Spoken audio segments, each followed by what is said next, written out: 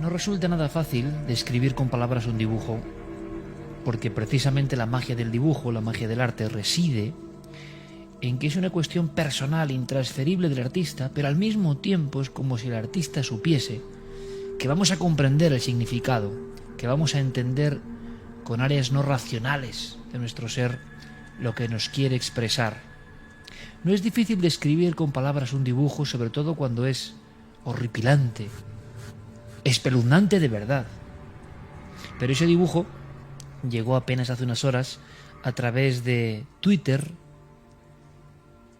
Yo lo vi en un primer pantallazo en la madrugada de ayer, después de terminar el programa de Cuarto Milenio, para situar las acciones, ¿no?, y el tiempo, aunque vosotros podéis escuchar este universo Iker en cualquier momento, pero para que veáis también que esto tiene la fuerza de lo que acaba de ocurrir.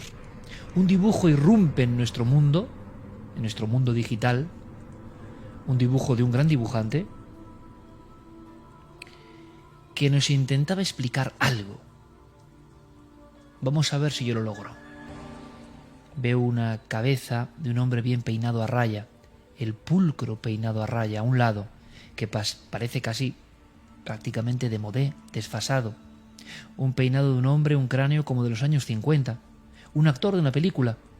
Un hombre cualquiera, de no ser porque bajo la frente amplia hay dos ojos pequeños, pero sin pupila. Y ahora mismo ese hombre, ese dibujo, con trazos llenos de fuerza, expresivos, de Pablo Ríos, que es el autor y protagonista de esta historia, que me hace divagar sobre el arte, la imagen, lo visual, el miedo, es coronado por una especie de nariz un poco aguileña y sobre todo una sonrisa. Es esa sonrisa que se puede imaginar. Esa sonrisa que desde luego no es amable. Esa sonrisa que cubre prácticamente todo el horizonte del rostro. Los labios están extendidos hasta la misma frontera de cada mejilla, enmarcando todo lo que es la mandíbula, y hay una hilera de dientes no muy grandes, arriba y abajo, pero todos están muy afilados. Pulcro peinado, a raya, ojos pequeños que te miran fijamente porque no hay pupila, por tanto están centrados en ti, ojos blancos, y la amplia sonrisa de fino labio y dientes afilados. Es como un hombre normal de otro tiempo, un hombre cualquiera, pero que en el ojo glauco y en esos dientes puntiagudos como de animal, como de pez, como de lamprea, antes que de humano, ya lleva la carta de presentación de algo que no es convencional. Es ese chirriar del misterio, es esa especie de desarmonía del misterio, es el puzzle extraño, como hecho a jirones, que quizá por eso nos asusta, porque rompe el concepto de nuestra ordenada realidad. Y ese hombre tiene como un cuello vuelto y un traje negro, un traje que cubre todo su cuerpo, que nos parece como elástico. Yo, sinceramente, recordaría ese personaje que no deja de ser inquietante, un superhéroe de los Cuatro Fantásticos, el hombre elástico, ¿os acordáis? Era un hombre normal, como un oficinista que viene a vernos a casa, pero que a veces nos vigila detrás del espejo, que en la noche de la pesadilla infantil está guarecido en un rincón de la habitación, que puede aparecer junto a esa silla donde guardamos nuestra ropa, que su cara se aparece como las formas de ropajes, sábanas, cosas colocadas aparentemente al azar, pero que en la noche de la pesadilla infantil van teniendo su propio argumento, su propia estructura. Es ese Mr. Fantástico, es ese personaje, pero imaginarlo vestido de negro, de luto absoluto, con las piernas muy delgadas y finas, y los brazos extendidos hacia nosotros, muy delgados y finos, y las manos también están arqueadas como una araña, manos estrechas, huesudas, que intentan alcanzarnos. Yo sé que no es fácil lograrlo y que todo lo que he contado, en absoluto, tiene la fuerza del dibujo, blanco sobre negro. Todo el foco va al rostro, la sonrisa. ¿Por qué es una sonrisa?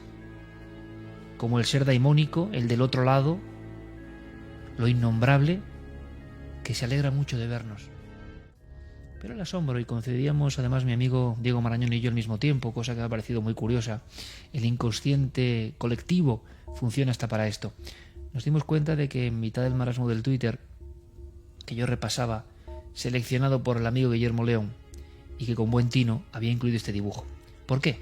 Porque en Cuarto Milenio, Diego y Santi y el profesor Vicente Garrido habían estado hablando hace apenas unas horas de los creepypasta, esa especie de mitos modernos, esas historias de miedo creadas y que van evolucionando a través de la fuerza de la red, creaciones puramente de este mundo digital, que van puliéndose a sí mismas, que van incorporando hechos nuevos y que tienen una base que siempre es la misma como ha sido desde el inicio de la humanidad: el terror, el asombro, lo inconcebible, lo extraordinario, lo tenebroso, como en este caso.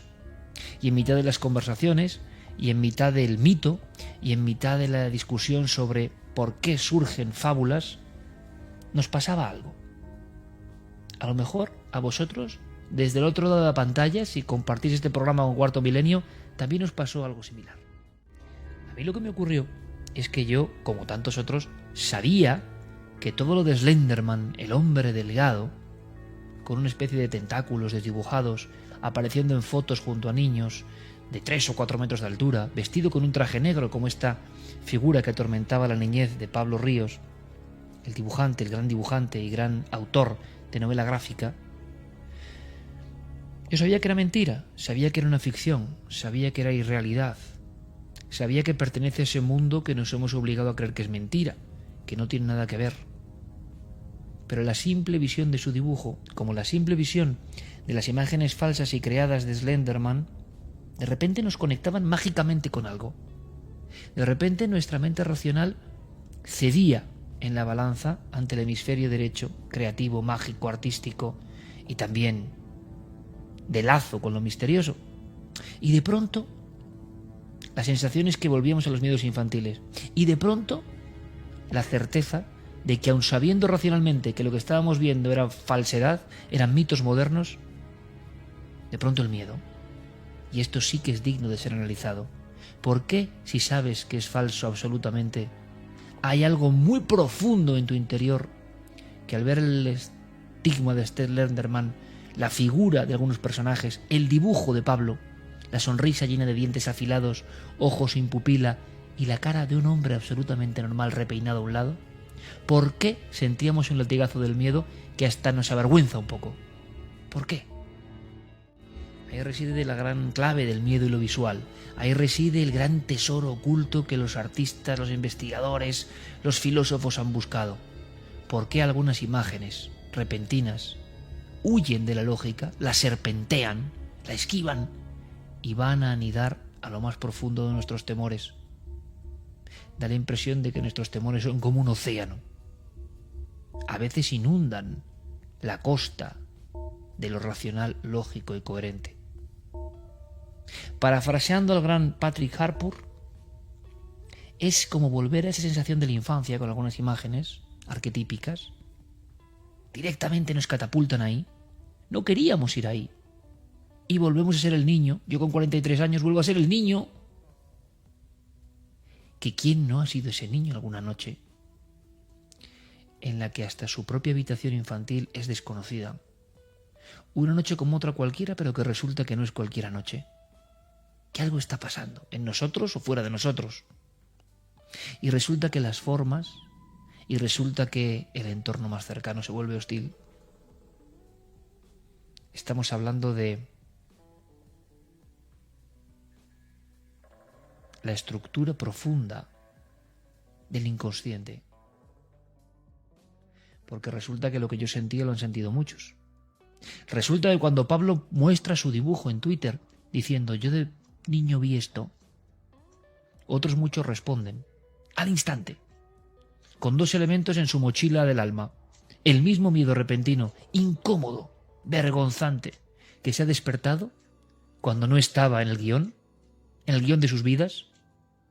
El informático, el empresario de éxito, el hombre que se busca la vida como puede, el camionero. ¿Ven el dibujo de Pablo? El hombre repeinado, con ojos pequeños sin pupila, y la sonrisa de bienvenida llena de dientes afilados avanzando hacia él. Han sentido lo mismo, han conectado con lo mismo. ¿Habían sido visitados por lo mismo en algún momento? Como decía, Harpur lo plasmaba mucho mejor que yo. Hay algo familiar en estas figuras. En todas las culturas. Precisamente son muy interesantes en la cultura occidental. ¿Por qué? Porque es donde menos se tienen en cuenta. Donde han intentado ser exorcizadas, expulsadas con el martillo de la lógica. Pero cuando Pablo era niño, vio esta figura. La vio entre sueños, en el estado crepuscular. En ese mundo de no saber dónde estás. Si te has despertado de verdad en mitad de la noche, en la hora en la que nadie se puede despertar. Si te has despertado con un cerebro que está actuando a unas revoluciones desconocidas, generando sueños que siguen siendo un misterio, y tú has interrumpido y fragmentos de ese sueño o de ese mundo irreal que consideramos fantástico, para no preguntarnos muchas cosas, se ha quedado ahí enhebrado en una parte de la visión lógica. Es cuando además de ver con los ojos, se ve a través de los ojos. Se ven otras cosas. Cuando ese mundo que nos han convencido que estaba muerto, inerte, se convierte en un mundo vivo, en un mundo latente, en un mundo con sensaciones. Cuando el niño, 7, 8 años, 5 años, en mitad de la noche, ve a un ser repeinado con dientes que le sonríe a través del espejo de su propia habitación, o asomado al armario a la oscuridad, al umbral, y entonces, sin ser consciente el niño, está reproduciendo la misma historia de la humanidad. El animismo, ese mundo muerto de las cosas, resulta que no, que uno siente en lo más profundo de su alma de niño que tienen un latido propio, que ese mundo muerto que nos han desdibujado resulta que es inteligente, está alerta y algunas noches nos mira. Decía también Harpur o Kingsley que a veces hay que hacer más caso en la investigación, no de lo que se ve, no de la figura en sí, sino del acto de ver, de por qué un niño ve eso y por qué un adulto, han pasado 30 años, 35 de aquella visión, le vuelve el mismo miedo, sin matizar, purísimo, escalofriante. Como si aquellas visiones uno las ha encerrado en el ámbito del sueño, de la papelera de Windows personal, para no hacer caso. ¿Qué va a ser si no es un sueño? Pero es como si los últimos coletazos de la mente infantil hubieran conectado con su dial con eso que a veces se presenta. Porque aquí lo asombroso es que muchas personas sintieron el mismo miedo viendo las figuras de cosas que saben que son falsas, y el dibujo de Pablo, que pertenece a una realidad aparentemente artística, aunque recoge la visión que él tuvo, también sorprende de la misma forma, y el experimento es maravilloso. Él lo cuelga en su Twitter y de inmediato sus seguidores, los que siguen sus obras, dicen: por Dios, es que esto yo también lo vi de pequeño. Pablo además aseguraba, lo hacía nuestro compañero Diego, que escuchaba como un chirrido. A través del espejo, primero pequeño y luego ampliándose, avanzando, surgía la cabeza del hombre repeinado, el traje negro, el cuello vuelto. Las figuras finas en general, que parecen pertenecer a esta especie de umbral extraño de la pesadilla, los brazos alargándose, la sonrisa con dientes, los ojos sin pupila. ¿Y qué pasa? Que oía eso, una especie de roce, de arrastrarse. Él decía, como si fuese un muñeco vivo pero de goma, que avanzaba desde el otro lado del espejo. Nosotros ponemos el dibujo de Pablo para entender la fuerza de lo deforme. La risa, cuando es maléfica, es una contradicción. Nada más amable que la risa, nada más afectivo que la risa, y sin embargo, cuando ésta está jalonada de dientes afilados y de una expresión sin mirada, o de mirada profunda, o de ver a través del otro, genera un cóctel terrible. En el fondo, es lo importante, estamos hablando, a través de un dibujo, de una experiencia que nos ha pasado con un programa de cosas, repito, falsas en lo lógico, es descubrir, desvelar que lo ilógico todavía tiene una gran presencia en nuestra vida.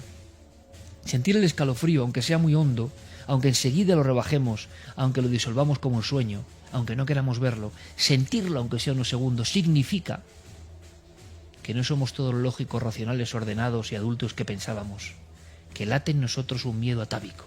Estamos hablando de los enigmas, de los dibujos que nos dan miedo, como emisarios, como si fueran epístolas gráficas de ese reino del inconsciente. Hablamos de la realidad que hay detrás de lo irreal. Sabemos que es irreal, pero ¿qué demonios importa? Si nos asusta, si nos atenaza, si nos hace pasar mal, la figura que va como vagando, arrastrándose, que parece única en su absurdez y que resulta que sondeando, de inmediato, como hoy se puede hacer a través de las redes sociales, nos damos cuenta de que otras personas, y no mintiendo, han visto lo mismo. Es absurdo y es vergonzante seguramente en lo lógico decir yo he visto eso, que es imposible, pero hay algo que puede a las barreras y a las ataduras de lo lógico, y es la verdad. Y es que muchas personas, por algún motivo que se nos escapa, soñaban con lo mismo, o veían en estados alterados de conciencia lo mismo, o en ese umbral entre el día y la noche, entre el sueño y la vigilia, en ese espacio un poco mágico, se les aparecía lo mismo. ¿Y eso no es un misterio digno de ser investigado? Dicen algunos filósofos que detrás de estas figuras, detrás de estas imágenes, detrás de esta potencia, que no hace falta mucho más que pum, pum, pum, 4 toques. La sencillez es lo difícil. En la prehistoria ya lo hacían, ¿eh? Pam, pam, pam. Y allí está la imagen plasmada. No hace falta más. No hace falta más decoración, no hace falta más propiedades increíbles. A veces lo sencillo. El hombre normal, que por algunos rasgos no es normal, pero que es extrañamente familiar. Dicen que más que un problema a resolver o investigar, más que una cuestión de resolver el misterio, más de quizá explicacionismo, cuando nos pasa esto y somos adultos, y sigue pasándonos a veces de adultos, son los testimonios de encuentros con lo daimónico, con lo extraño, acudimos temblorosos al primer científico o al primero que tenga una respuesta, a ver si nos convence, a ver si nos olvida. Nuestro cerebro ha abierto el libreto por el lado equivocado. Nuestra área del inconsciente, que en algún lugar está, ha desempolvado páginas que seguían ahí. Y como decía Jung, del que un día hablaremos, resulta que las páginas no solo son nuestra historia personal. Resulta que en una parte del cerebro muy profunda no duermen todos nuestros miedos personales, sino que en esa caja, en esa página, en ese libro eterno, en ese archivo acásico dentro del cerebro, en el inconsciente profundo, podrían estar los miedos de toda la especie. ¿Os imagináis? El archivo de miedos de toda la especie, que los guarda en algún lugar del ADN. Los guarda y a veces un simple dibujo, una música, una escena, hacen que ¡pam! Salten de nuevo y nos sintamos incómodos. Porque, ¿verdad? Tenemos iPad y grabamos con un micrófono. No queremos volver a estar en las cavernas. Pero si algo nos dicen estos emisarios del miedo, de la expectación, de la sorpresa, de lo raro, es que no estamos tan lejos de las cavernas. Que los mismos seres flotan sobre nuestra mente colectiva. Que el océano de nuestros miedos, como decimos, es inmenso y fluctúa. No hay nada fijo. Y de vez en cuando surgen criaturas que creíamos olvidadas y no lo estaban, porque nos azoraron, nos vigilaron. Son elementos tomados de la imaginación. Algunos suspirarán, menos mal que tenemos la imaginación, que tenemos la sugestión, que tenemos la fantasía y que tenemos la inmadurez mental del niño para explicarlo. Porque de no tenerlo tendríamos un serio problema, y es por qué muchas personas de diferentes condiciones, culturas, tiempos, han visto prácticamente lo mismo. Los miedos, lo absurdo, lo daimónico, esas criaturas entre aquí y allá, entre lo Dios y lo humano. ¿Por qué tienen esa familiaridad? Es de siempre. ¿Por qué nosotros en una tumba egipcia, en una tumba etrusca, en un viejo cuadro medieval, en un capitel, podemos sentir el escalofrío? No solo por la escena, sino porque hemos sentido el azote de algo que debe estar muy dentro de nuestros genes. A lo mejor es el escalofrío de un antepasado lejanísimo. ¿Os imagináis? En la evolución de nuestra célula hay una pequeña celdilla donde casi como proceso evolutivo quedan los miedos.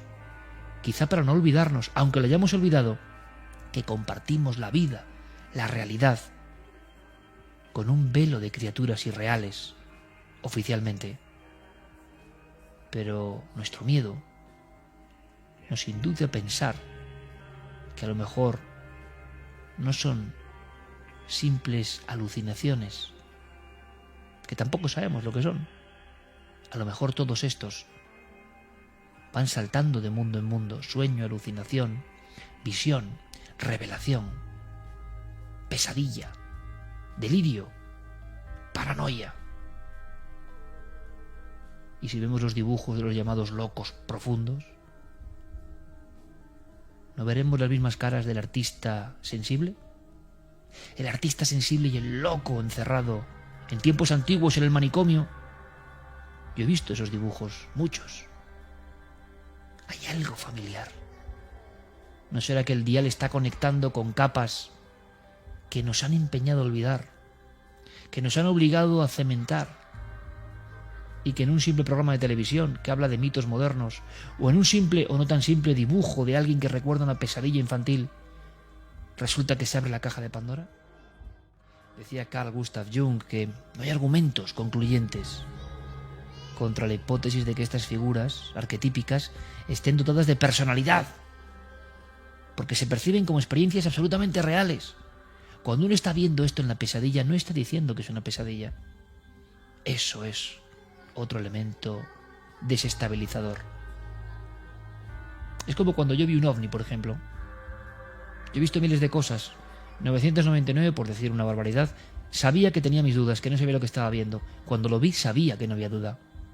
Cuando Pablo en su habitación veía al hombre en el espejo, estoy seguro que tuvo esas dudas en un principio, pero porque había un gran material impuesto de lo que es lógico y lo que no. Nos enseñan en el colegio nuestros padres lo que es real y lo que no. Pero hay una parte de esa mente que no ha tenido poda sináptica todavía, que funciona a su manera, que está conectando con otros mundos reales, más allá de lo real, mundos prohibidos. Estoy seguro que Pablo, en esa noche, como tantos otros miles de Pablos, supo que está viviendo una experiencia real, lo suficientemente importante como para no ser olvidada, lo suficientemente clave en su vida como para que en cuanto vuelva la imagen, en cuanto vuelva el recuerdo, como a él le pasó escuchando Milenio 3, ¡pam!, surjan una serie de cosas inefables, inexplicables, una serie de cosas que no podemos describir. De pronto, un surtidor en nuestro interior que nos da una serie de informaciones que no son fácilmente traducibles. Es como un vértigo. Estamos entonces en la experiencia iniciática, sin duda alguna, del misterio. Repito lo que decía Harpur. No es una cuestión de investigar o explicar, sino que estas figuras, en el fondo, quizás son una invitación a la iniciación en el misterio. ¿Qué habría pasado de ese Pablo o ese niño, que luego fue dibujante, o tantos otros niños que ahora nos escuchan y que ya son adultos, si se hubiese levantado uno ante el espejo? Si hubiese mirado la cara de la figura con labio fino, dientes afilados como una sierra arriba y abajo, ojos vacíos, pequeñísimos, con cejas casi de payaso blanco, el pelo repeinado. ¿Qué hubiese pasado si en vez de forzar su mente a decir que es mentira, haberse invadido por el miedo lógico, se hubiese levantado de la cama lentamente, se hubiese acercado al espejo, hubiese pensado que es verdad, que es una verdad que a veces nos rodea, sobre todo en la niñez, y que luego se va esfumando por los tabiques que hemos puesto en nuestro cerebro, aunque de vez en cuando nos surja en una carretera, en un descampado, tiempo después a los pies de la cama de nuevo y no hay espejo? ¿Qué hubiera pasado si ese niño se hubiese levantado y hubiese intentado dialogar con esa figura? Es sugerente, ¿no? ¿Hubiera recibido alguna respuesta? ¿Hubiera habido una información suplementaria? ¿Hubiese de pronto surgido algo clave, todavía más profundo? ¿Es esa especie de avatar o de enviado, por horrendo que parezca, una especie de emisario que nos invita, como en Alicia en el País de las Maravillas, a pasar al otro lado? Pero no entre la vida y la muerte, sino otro lado de cosas. No es la locura y sus visiones, por ejemplo, de Edgar Allan Poe, sino la facultad de un dial un poco más expandido. ¿Cuántos locos han sido, entre comillas, encerrados, apartados del mundo? Claro, es normal. No se les podía entender. ¿Qué estaban contando? ¿No son estas criaturas las que pueblan esos mundos alterados? ¿No somos criaturas que han intentado echar paletadas de cemento desde el principio del tiempo, sobre todo en los últimos 150 años, cuando nacen las instituciones psiquiátricas? Todos los que ven cosas raras, todos los que escuchan cosas raras, solo tienen un sitio y una patria: la mazmorra oscura. Y me imagino que tenía que ser terrible, porque a lo mejor en la mazmorra oscura, en esos pocos metros cuadrados, arracimado ahí el preso, con el platillo y el pan duro, y en mitad de la pared, porque para estos seres parece que no hay dificultades ni fronteras físicas. ¿Y os imagináis en mitad de la pared? Se va dibujando el pelo a raya, los ojos, los dientes afilados, la figura delgada, las piernas arqueadas, el sonido como de goma, los brazos estirados. Es difícil, porque cuando uno tiene el dial un poco desviado, posiblemente no puede huir de la llamada. ¿Cómo comprender la llamada de lo extraño? La puerta, el umbral de lo extraño que tantos sabios de la antigüedad conocían.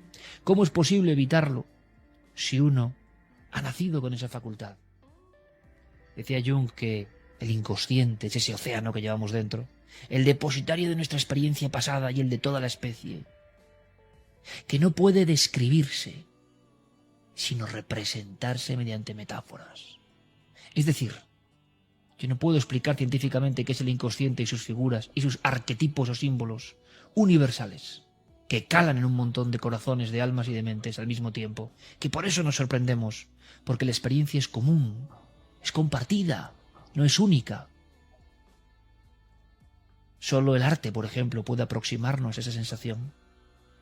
Y por eso yo cada vez comprendo más el escalofrío que me produce una figura desenterrada en Nazca, el rostro de una esfinge solitaria en algún desierto nubio, el Pantocrátor, que aunque representa al Dios Padre, a mí me sobrecoge porque hay algo en su mirada estremecedora que realmente me hiela.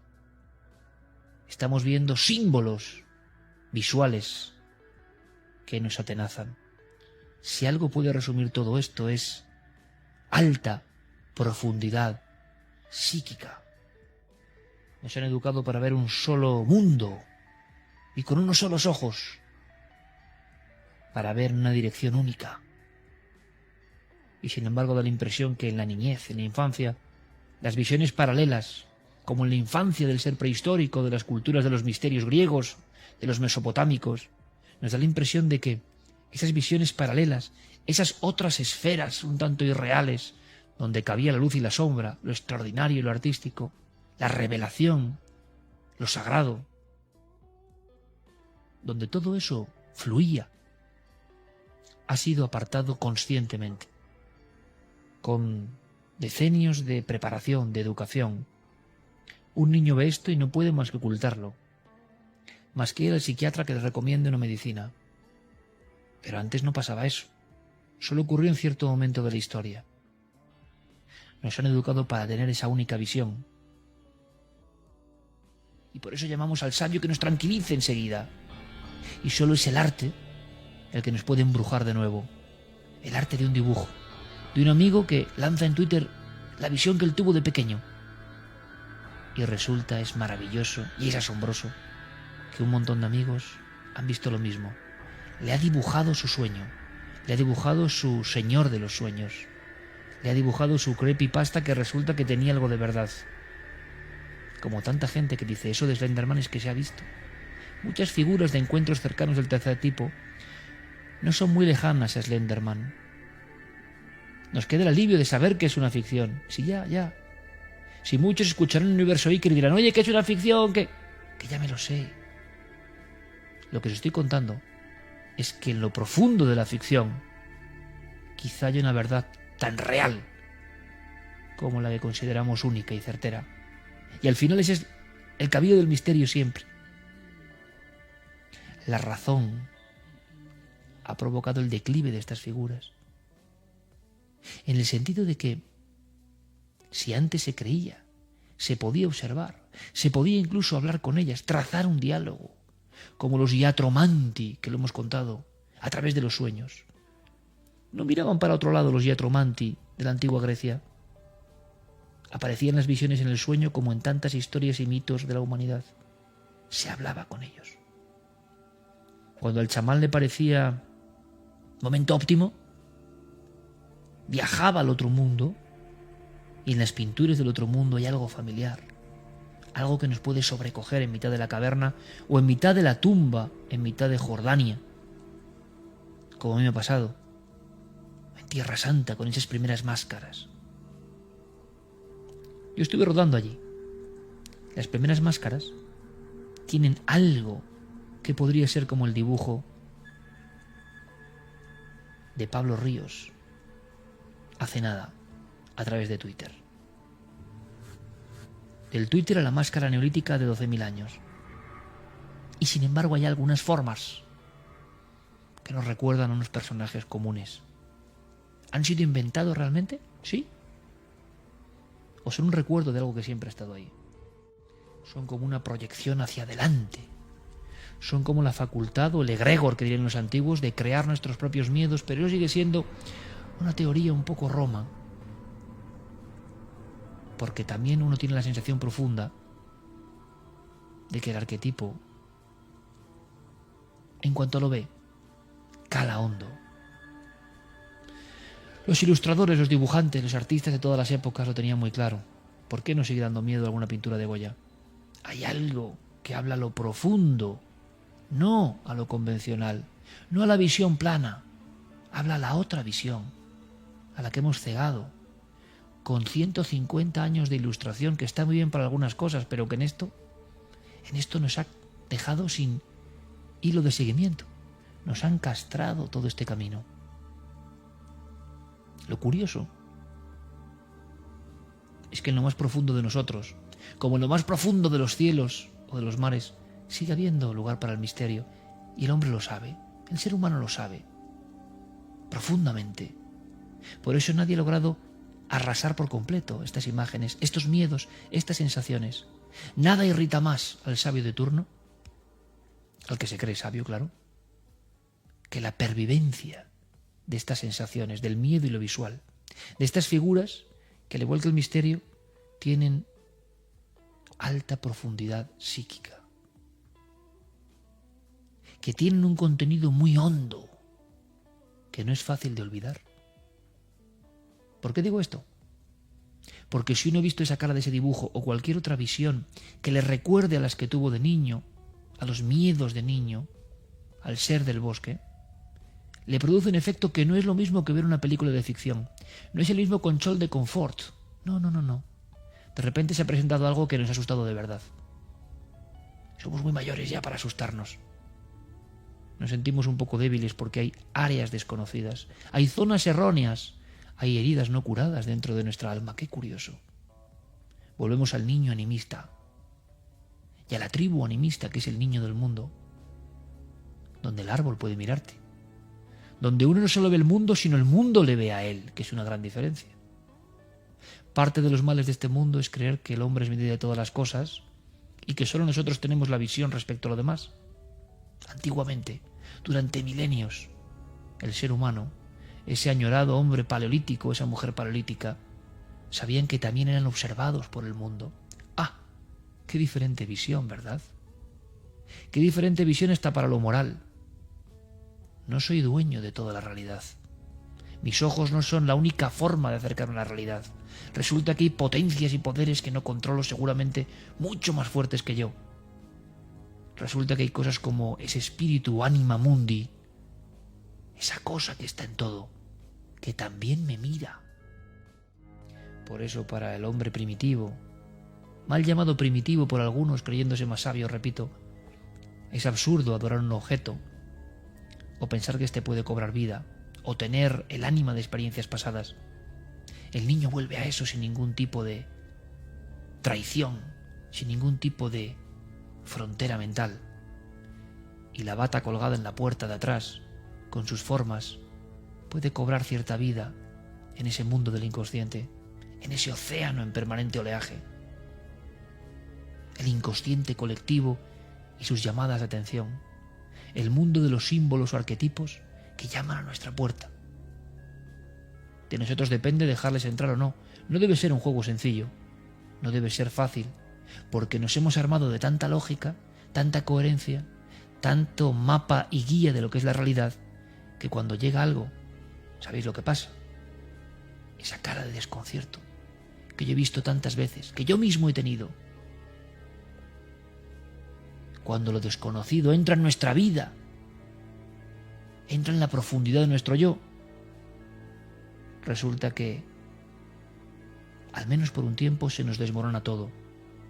Lo intentamos olvidar. El testigo que vio aquella figura como un autoestopista en mitad de la noche, mirándole fijamente, con una medio sonrisa, altísimo. Cualquier otra figura arquetípica que por algún motivo que desconocemos le salió el paso aquella noche. Durante un tiempo lo pasa muy mal. Luego lo intenta olvidar. La mente tiene su rodillo, su túnel de lavado. Pero basta un programa, basta un recuerdo, basta un dibujo para que ¡pum! Dentro de ese individuo que vive el misterio se reproduzca la misma sensación, la misma angustia, la misma extrañeza. Eso sigue ahí latente, en algún lugar de nuestra celda del cerebro, en algún archivo. Hay bytes que nunca mueren, porque nos conectan con todo lo que hemos sido. Fue una sorpresa y un experimento curiosísimo. Saber que a través de unos mitos, unas leyendas, y nadie dice que no lo sean, experimentar estas cosas. Aquí la pregunta es darle la vuelta, cobrar otro sentido en general. A ver si las leyendas y lo que consideramos irreal tiene una parte de realidad que nos afecta. Ya nos afecta, ya por tanto es real. Entraríamos en profundidades incluso elevadas, alta profundidad psíquica. Lo mismo que ocurre cuando surge la campana de realidad y alguien ve lo extraordinario de verdad. Pero nosotros queremos ser sabios, intentamos. Sabemos como Sócrates que sabemos poco, ¿no? Nada. Cada vez menos. Pero decía Aristóteles aquello de que el hombre sabio es al ignorante lo que los vivos a los muertos. Por lo menos tenemos el anhelo de saber, aunque sepamos que nunca vamos a saber nada. Tenemos el impulso de preguntarnos cosas que para otros serían locura. Este mismo programa de esta noche mientras llueve junto a la buhardilla, esto es una locura absoluta. Es muy fácil para alguien, evidentemente, que me escuche, muchos no harán el esfuerzo, sobre todo para alguien que no sabe ni de qué va. Esto es una tontería de un dibujo de un ilustrador sobre cosas que son fantásticas. Se quedará tan pancho. Evidentemente, esa lumbrera habrá leído mucho más que yo, tiene mucho más cultura que yo, sabe mucho más que yo, ha reflexionado más que yo, se ha preguntado más que yo. No tengo la menor duda. Por eso opina sin saber de qué hablamos. Pero os dais cuenta, es la misma diatriba, la misma cuestión. Nos enfrentamos a mundos en colisión permanentemente. Sería bueno cuando tengamos un sueño, una visión, una sensación, quizá dar un paso más allá, porque hay algo que hemos aprendido, por lo menos yo, esta noche, con la experiencia de este gran ilustrador, gran creador y gran artista, que nos legó ese dibujo, ¿no?, a la pluma, que conectó con los demás. Que al final, lo otro, lo daimónico, lo intermundum, los arquetipos del inconsciente, las estructuras de la pesadilla, de la luz y de la sombra, lo no convencional o lo no humano, esa materia, la misma de los sueños, la imaginación, la fantasía, el misterio, eso va transformándose, va evolucionando. Parece que nada puede con ello y eso es irritante para muchos. Da la sensación de que se va transformando. Esta realidad siempre está viva. Es capaz de adaptarse, de regenerarse. El mismo fenómeno del creepypasta nos sorprendía porque solo analizado como ficción, solo como literatura, es muy interesante. La gente está actuando igual que actuaban con los mitos griegos, con las leyendas antiguas. Está creando, está generando. ¿Y qué es lo sencillo? Decir, claro, es una invención literaria. Claro. Y yo digo, y me atrevo a decirlo porque para eso este es mi lugar de locura, desde la buhardilla y la noche. Eso es la capa tan superflua, la que puede ver hasta el más tonto. Y ver las cosas desde la óptica que las puede ver el más tonto. No sé yo si es un ejercicio intelectual interesante. Yo lo que digo, dando un giro de tuerca, otra vuelta de tuerca, es que todo eso que creíamos leyenda y mito, a lo mejor es una condensación de fuerzas, potencias, inquietudes, realidades que intuimos como especie desde el principio del tiempo, que han ido cobrando forma, creyendo nosotros ser los escultores de esa forma, y sin embargo es la propia evolución vital de eso para no despegarse de nosotros, para que no les olvidemos, para que en chispazos muchas personas cambien su conciencia sabiendo que eso existe. El océano del inconsciente nos golpea, aunque muchos crean estar en tierra firme. Y en el océano profundo del inconsciente hay figuras abisales, oscuras, que a veces nos sonríen, vienen a vernos. ¿De dónde venís? ¿Dónde estáis? ¿Más allá de la muerte? No parece, porque podéis intervenir en nuestra vida, adaptándose a los cambios. Da igual la imprenta, da igual la flecha de sílex, el buril, la tablilla donde contar los primeros relatos del viaje al más allá. Da igual el teclado modernísimo, el módem, el satélite, la fibra óptica, da igual. Ellos siguen ahí. A través de la pantalla, como antes a través del relato oral o del dibujo, se presentan los dibujos y las imágenes que nos dan miedo. Imágenes que nos dan miedo. Pero no por el miedo en sí, ni por ellas mismas, sino como guardianas de un umbral que en algún momento de la vida siempre nos da un toque. Parece que aunque no lo sepamos, siempre hay una oportunidad para saber un poco más de ese otro lado que siempre nos acompaña. Y sin duda en la infancia, esas llamadas son más habituales. Versión de tontos e idiotas, el niño se imagina. Versión, creo yo, un poco más profunda. Es cuando el cerebro está en su máximo esplendor captando todo, lo lógico, lo impuesto y lo libre. Y en lo libre, el terreno desconocido para estas figuras que nos dan miedo. Seguro que hay otras que no dan miedo y que son luz, resplandor, mensaje, revelación. Yo creo en eso y lo he vivido. Cambio de vida a través de esas sensaciones. Pero hoy nos ocupamos de esas que nos dan miedo, porque al final son el canto, la invitación a penetrar, a comprender que hay otro mundo. Me parece a mí que esa es la misión de todas estas figuras desde siempre. Y como queremos saber, como sabemos que hay una gran diferencia, como decía Aristóteles, entre vivos y muertos, los que quieren ser sabios y los que quieren ser ignorantes, nosotros seguimos ahondando en las tinieblas de la mente, porque hablar de mente para algunos es descartar la realidad. Ah, se ha imaginado. ¿Qué sabréis lo que es la imaginación? Dicen algunos filósofos hoy. Como decía Borges, realidad e imaginación. Y puede que una no sea más verdadera que la otra. Los artistas y los locos, los poetas, los últimos emisarios de ese mundo, los últimos que nos gritan que eso está ahí. Y la sensibilidad, por fortuna todavía no muerta de la especie, conectando con eso. Seguro que muchos habéis tenido la experiencia. Cosas que no encajan. Cuando vuelven, el escalofrío interno. Es una impresión que sabemos en lo hondo que tiene otros códigos, que nos habla a ese otro yo que debe estar dentro de nosotros mismos. Qué locura, es verdad. La locura me parece a mí que empieza a no ser tan mala. Puede que empiece a ser la única forma de entender.